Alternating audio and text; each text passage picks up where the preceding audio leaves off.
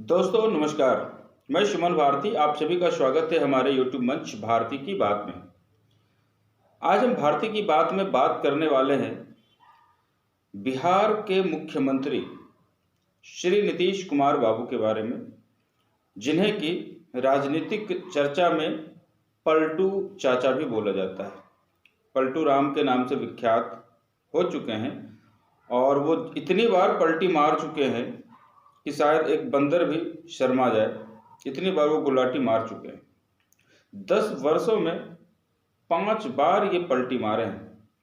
10 वर्षों में 5 बार, कभी बीजेपी के साथ तो कभी महागठबंधन कांग्रेस और आरजेडी के साथ।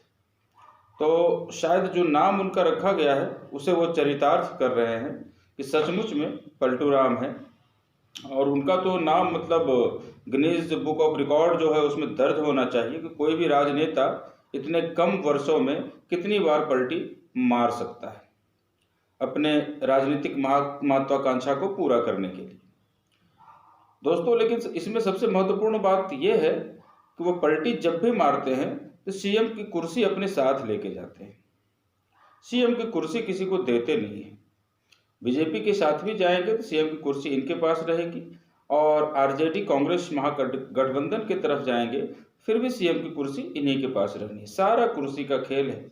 जब भी इन्हें लगता है थोड़ा सा कि कुछ माहौल वातावरण कुछ ऐसा क्रिएट हो रहा है, वो तुरंत अपना कुर्सी सीएम का पकड़ते हैं, कभी बीजेपी की तरफ तो कभी कांग्रेस आरजेडी गठबंधन की तरफ। इसी तरह से इनका 10 वर्षों का खेल चल रहा है। 10 वर्ष में अगर कोई व्यक्ति, कोई नेता 5 बार अपने आप को पलटते रहता है, कभी इधर और कभी उधर, तो आप सोच सकते हैं कि कितने वर्ष तक ये एक गठबंधन के साथ रहते होंगे। 1.5 से 2 वर्ष, और वही इनका हिसाब किताब है। इसी तरह से 1.5 से 2 वर्ष एक तरफ रह गए, फिर उधर से आ गए, 1.5 से 2 वर्ष एक तरफ रह गए।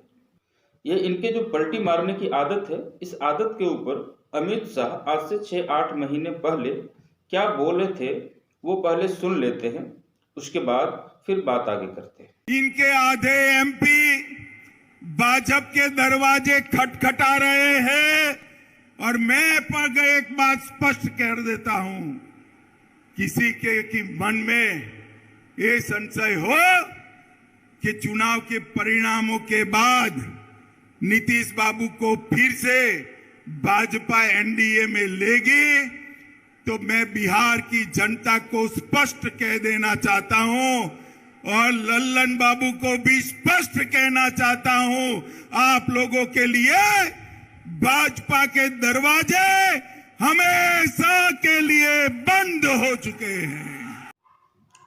तो दोस्तों, आपने सुना अमित शाह ने खुली आम रैली में क्या बोला कि नीतीश कुमार के लिए सारे दरवाजे बंद हैं। ये आपने सुना। एक और है सुशील मोदी, जो कि नीतीश कुमार जब बीजेपी की तरफ सीएम बनते हैं तो डिप्टी सीएम वहां के सुशील कुमार मोदी ही होते हैं, और बहुत ही अच्छे संबंध इनके रहे हैं क्योंकि 17 सालों तक साथ में इन लोगों ने काम किया है।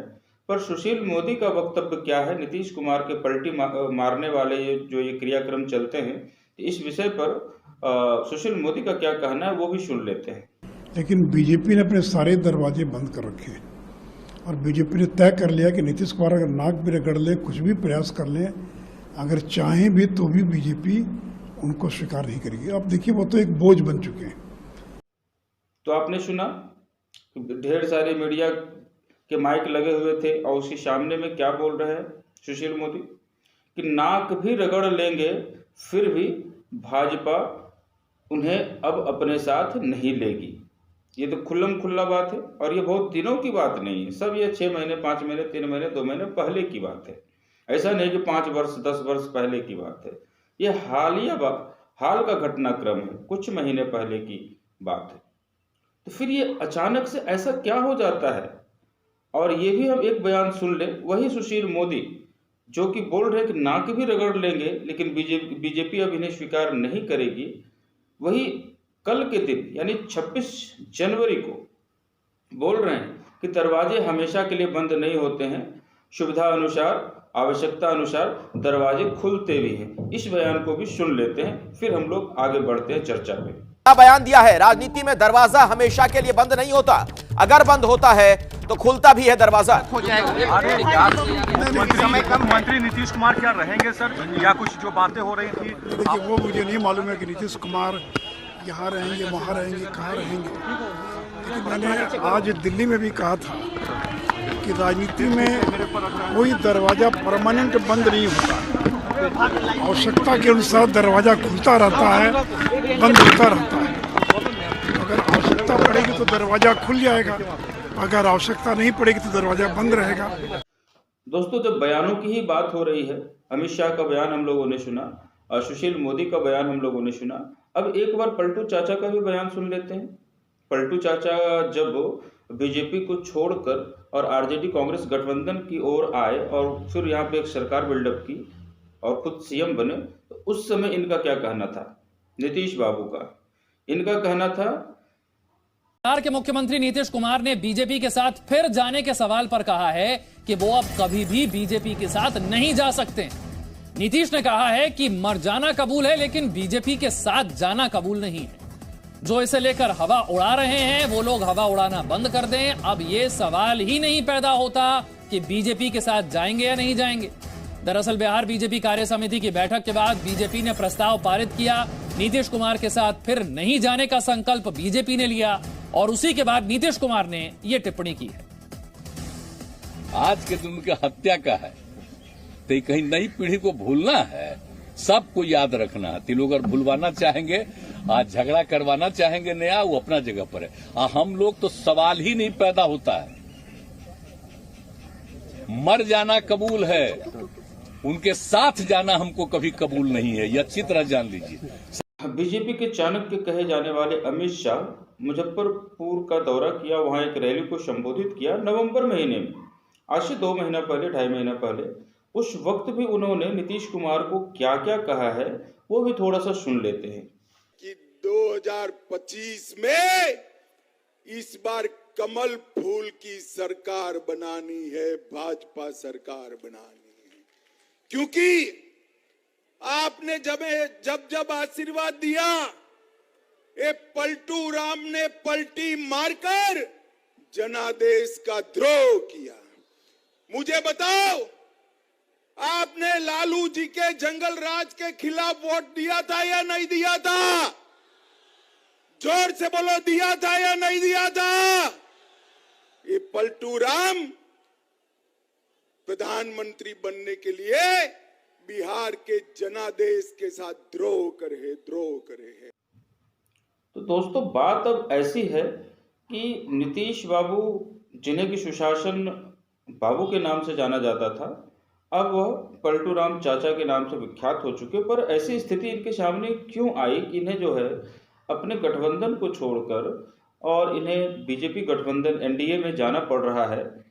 तो इसके पीछे का कारण क्या हो सकता है, इस विषय पे हम लोग थोड़ा बात कर सकते हैं। लेकिन इनके आदतों में शुमार है कि गठबंधन चेंज करते रहना, लेकिन फिर भी बात तो किया ही जा सकता है कि आखिर ऐसा हुआ क्या। तो जैसा कि हम लोगों को मालूम है कि एक विपक्ष के पार्टियों का एक गठबंधन बना जिसका कि नाम इंडिया गठबंधन रखा गया। उस समय भी थोड़ा सा ये बात चर्चा में आई थी कि इंडिया नाम रखने से शायद नीतीश कुमार खुश नहीं है। फिर और पटना में इन्होंने ही सबसे पहले आगे बढ़कर पटना में इन्होंने एक सभा का आयोजन करवाया। इंडिया के सारे गठबंधन के सारे लोगों को पटना में बुलाकर मीटिंग करवाई। तो इन्होंने आगे बढ़कर सारे पार्टियों के नेता से मिलकर बात कर एकजुट करने का प्रयास किया था। पर उसके बाद के समय में फिर ये मीडिया में बातें आने लग गई कि नीतीश कुमार नाराज चल रहे हैं। और जैसा कि 1-2 बार इन्होंने बोला भी, बताया भी। अब पता नहीं ये क्या सोचकर चल रहे थे कि इन्हें प्रधानमंत्री का पोस्ट, प्रधानमंत्री पद के उम्मीदवार के रूप में इनका नाम आगे करके इंडिया गठबंधन आगे बढ़ना चाहिए। अब इनकी क्या सोच, इनकी क्या महत्वाकांक्षा रही होगी, ये तो ये खुद अपने मन में सोच रहे होंगे और जान पा रहे होंगे, क्योंकि इन्होंने कभी अपने मन को व्यक्त नहीं किया और ये बोलते रहे कि हम प्रधानमंत्री पद के उम्मीदवार नहीं हैं, हम नहीं बनना चाहते हैं, या ऐसे इन्होंने बोला भी। लेकिन इनके मन के अंदर जो चल रही होगी बातें, क्योंकि जो आज इन्होंने जो स्टेप लिया है उस गठबंधन को छोड़कर इंडिया गठबंधन को बनाने में उसके शिल्पकार नीतीश कुमार ही थे, और उसे छोड़कर अपने विपक्ष अपोजिट वाली जो पार्टी है उस तरफ जा रहे हैं। तो कुछ न कुछ बहुत बड़ी ठेस लगी होगी, इनका मन आहत हुआ होगा। और फिर एक जब इंडिया गठबंधन की बैठक चल रही थी तो उसमें जो है मल्लिकार्जुन खड़गे का नाम ममता बनर्जी आगे कर देती हैं संयोजक के लिए या प्रधानमंत्री पद के लिए, इस तरह से, और उसे अरविंद केजरीवाल जो है समर्थन कर देते हैं। तो उस समय भी इनकी भावनाएं आहत हुई थी। तो ये बहुत 1-1.5 महीने से आहत चल रहे हैं। और जब 5 राज्यों का चुनाव अभी चल रहा था नवंबर महीने में, उस वक्त भी इन्होंने बोला था कि कांग्रेस तो चुनाव लड़ने में व्यस्त है, उसे इस इंडिया गठबंधन की पड़ी नहीं है, वो अभी चुनाव लड़ने में व्यस्त है। तो उस समय भी लोगों को समझना चाहिए कि नीतीश कुमार का जो मन जो है धीरे धीरे खट्टा होते जा रहा है इंडिया गठबंधन से। और लेकिन लोगों को इतना अंदाजा नहीं था कि मन इतना खट्टा हो भी ना हो जाए कि मतलब ये इंडिया गठबंधन को छोड़कर एनडीए गठबंधन में चले जाएंगे। इतने दूर तक का किसी ने सोचा नहीं था। लेकिन ये तो नीतीश बाबू हैं, इन्हें ये करने में देर नहीं लगता है, क्योंकि ये आदी हैं इस क्या बोल सकते हैं, गुलाटी मारने के, पलटी मारने के ये आदी हैं। इन्हें सोचना नहीं पड़ता है। फिर ज़्यादा जब ये सोच लेते हैं पलटी मारना है तो पलटी मार ही लेते हैं। तो दोस्तों, अब जो सिनारियो बन रहा है कि यहाँ जो ये अब कांग्रेस और आरजेडी गठबंधन से निकलकर ये अब जाएंगे एनडीए गठबंधन में। एनडीए गठबंधन में वहाँ पे कौन है? बीजेपी है। बीजेपी के पास में कितनी वहाँ पे सीटें हैं? तो 78 है शायद। बीजेपी के पास 78 है।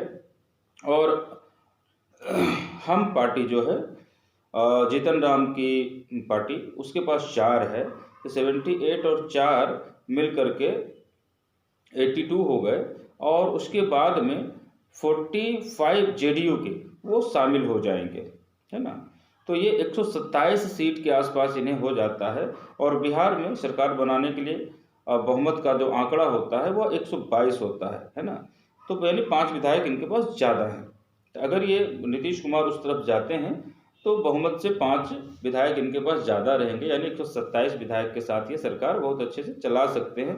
कुछ बचे हुए जो वर्ष बचे हुए 1 साल 2025 में तो चुनाव होना ही है बिहार असेंबली का। तो ठीक है, ये अगर निकल जाते हैं तो अब उस तरफ जो है गठबंधन में, महागठबंधन में कांग्रेस बच जाती है, लेफ्ट पार्टी बच जाती है और आरजेडी बच जाती है, जो कि आरजेडी के 79 हैं, अब प्लस कांग्रेस के 19 हैं और प्लस लेफ्ट के 16 हैं। ये सब मिलाकर 114 होते हैं। और इन्हें बहुमत पाने के लिए 6 और 2 8 विधायक की जरूरत पड़ेगी। तो ऐसी बातें भी सामने आ रही है कि आरजेडी की तरफ से, लालू प्रसाद यादव की तरफ से ये प्रयास किया जा रहा है कि जीतन राम मांझी की पार्टी के 4 विधायक को अपनी तरफ लिया जाए। इसलिए जीतन राम मांझी से संपर्क करने का प्रयास किया जा रहा है, जो कि मीडिया में ये बातें सामने आई है कि उन्हें उप मुख्यमंत्री का पोस्ट देने की बात चल रही है। जब 4 ये आ जाते हैं, फिर 4 का जब बचता है तो फिर उसमें जो है जोड़ तोड़ करने की भी बात आएगी। क्योंकि जो नीतीश कुमार जो ये पलटी मार करके बीजेपी की तरफ गए हैं, इससे हो सकता है कि जदयू के अंदर के कुछ विधायक भी नाराज चल रहे हों और ऐसे विधायक को अपनी तरफ लाकर तेजस्वी यादव को मुख्यमंत्री बनाने की बात भी चला जा रहा है अपने आरजेडी कांग्रेस के पक्ष में। इस तरह की बातें चल रही है। आज के दिन में तीनों पार्टियों के विधायक दलों की बैठक होने वाली है। कांग्रेस जो है 12 बजे विधायक दल की बैठक करने वाली है और 1 बजे आरजेडी की बैठक होने वाली है और 4 बजे बीजेपी विधायक दल की बैठक होने वाली है। मतलब आज की तारीख 27 तारीख की ये बात है। ये सारे क्रियाक्रम आज होने वाले हैं और हो सकता है कि आज नीतीश कुमार इस्तीफा भी दे सकते हैं मुख्यमंत्री पद से और 28 जनवरी को वो पुनः मुख्यमंत्री की शपथ ले सकते हैं बीजेपी के विधायकों के समर्थन के बदौलत। तो ये सारे घटनाक्रम बहुत तेजी से बिहार का बदल रहा है। पर दोस्तों, ये सोचने वाली बात है, ये मजाक है क्या? ये नेता लोग जो है ये मजाक बना के रख दिए हैं जनता का। मतलब कुछ मूल्य, इनके वैल्यू कुछ रहे नहीं क्या? 2 वर्ष इधर, 1 वर्ष इधर, 1.5 वर्ष इधर, ये क्या चल रहा है लोकतंत्र में? जनता का ही तो मजाक बनता है ना। मुख्यमंत्री तो नीतीश कुमार रह ही जाएंगे। जनता वोट दी थी कि जब गठबंधन उस समय थी इनकी बीजेपी के साथ में, उस समय वोट पड़ा था 2020 का। 2 वर्ष साथ में रहने के बाद में ये बीजेपी से अलग होकर के, एनडीए से अलग होकर के कांग्रेस और आरजेडी के साथ सरकार बनाए। पर जनता मैंडेट किसे दिया था? बीजेपी के साथ में जेडीयू थी, इसलिए मैंडेट मिला था। 2 वर्ष सरकार भी चलाए, फिर उसके बाद तोड़कर ये महागठबंधन में आ गए। अब फिर इनके साथ 1-1.5 साल रहने के बाद में फिर से वापस वही जा रहे हैं। मैंने 5 साल में ये 3 बार पाला बदल लिए। क्या नेता हैं, गजब के मतलब इनकी राजनीतिक सोच है। ये किस तरह से अपने मोहरे और बिछात बिछाते हैं और चलते हैं, किसी को समझ में नहीं आता है। इसी कारण से बहुत पहले लालू यादव बोले थे इनके बारे में कि सबको तो मुंह में दांत होता है, नीतीश को तो पेट में दांत है। तो इनके बारे में बहुत सारी बातें की जाती है, क्योंकि जिस तरह से यह अपना पलटी मारने का जो कर्तव्य दिखाते हैं, इस वजह से बहुत सारी बातें इनको, और मुझे तो लगता है कि शोध का विषय है। आखिर ये ऐसा करते क्या है, ये चाहते क्या है, इनके मन में चलता क्या है। तो पीएचडी करने का नीतीश कुमार के ऊपर लोग पीएचडी कर सकते हैं, जिस तरह से इनका राजनीतिक घटनाक्रम चल रहा है। ऐसे तो आप लोग जो ये घटनाक्रम बिहार के चल रहे हैं, इससे आप लोग अपडेटेड होंगे ज़रूर, क्योंकि मीडिया में सुबह से शाम तक बिहार की ही खबर चल रही है। और मुझे भी लगा कि इस विषय पे कुछ अपना विचार, अपना व्यू, मुझे भी कुछ बात रखनी इस विषय पे, तो मैं रखूं। तो फिलहाल आज के लिए इतना ही। फिर कल का घटनाक्रम क्या होता है उस पर सबकी निगाह नज़र है और मेरी भी रहेगी। कुछ ऐसा होता है तो फिर उसके ऊपर मैं आपके लिए वीडियो बनाकर अपलोड करूंगा। तब तक के लिए धन्यवाद, नमस्कार।